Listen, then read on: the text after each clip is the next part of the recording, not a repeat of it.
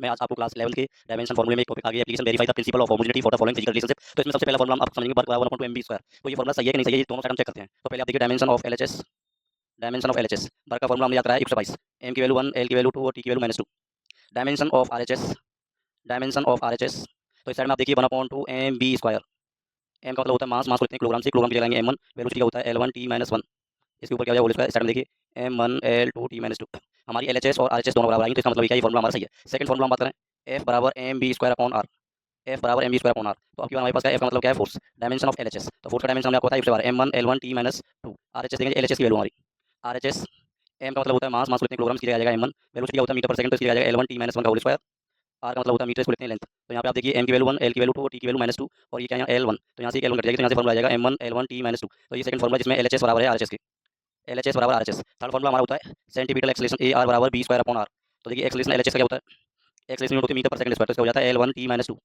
इस साइड हम देखेंगे आरएचएस का मतलब क्या होता है, आरएचएस बराबर बी स्क्वायर अपॉन आर। इसका क्या होता है L1 t -1 whole square upon radius कितना होता है L1, तो यहाँ से क्या हो जाएगा L2 t -2 upon L1, L1 से L1 कैंसिल, तो यहाँ से फॉर्मूला हो गया L1 t -2। तो हमारी एलएचएस और आरएचएस दोनों तीन फॉर्मूले मैंने आपको बताए चेक। फोर्थ फॉर्मूला एनर्जी बराबर mc स्क्वायर। तो एनर्जी एलएचएस बराबर एलएचएस में क्या आएगा एनर्जी, तो एनर्जी का फॉर्मूला हम पढ़े तो क्या होता है 122 m1 l2 t -2।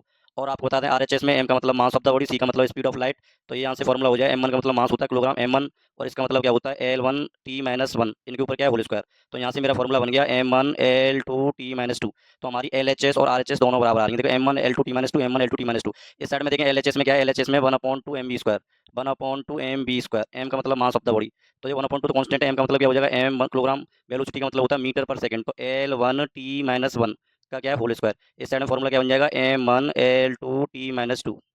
इतना फॉर्मूला आ गया। आरएचएस देखें, आरएचएस में क्या है mgh, mgh, m का मतलब mass of the body kilogram, m1 L1 t -2, g का मतलब होता है acceleration due to gravity, height का मतलब मीटर लेंथ। तो यहाँ से फॉर्मूला बन गया m1 l2 t -2। तो मेरी एलएचएस और आरएचएस दोनों सही आ रही है। डायमेंशनल फॉर्मूला क्या है, ये सही है फॉर्मूला। टी का मतलब टाइम पीरियड होता है, तो इसका फॉर्मूला बन जाएगा m0 l0 t1। तो ये मेरी एलएचएस वैल्यू आ गई टाइम पीरियड, टी का मतलब टाइम पीरियड। ये 2 पाई क्या कांस्टेंट है। एल का मतलब क्या होता है मीटर, मीटर के लिए क्या लगाते हैं L1। Acceleration due to gravity होता है L1 t -1। एल से एल कैंसिल हो जाएगी, यहाँ से टी ऊपर पहुंचेगी, L1 t -2 होता है भाई। तो ये टी ऊपर पहुंचेगी, तो टी की वैल्यू कितनी होगी 2, तो यहाँ से कितनी आएगी t1। तो ये दोनों डायमेंशनल फॉर्मूले सही हैं। आप science by Sam sir channel को सब्सक्राइब करें, जिसमें आगे आप बहुत अच्छी वीडियो मिलने वाली है आपको। धन्यवाद।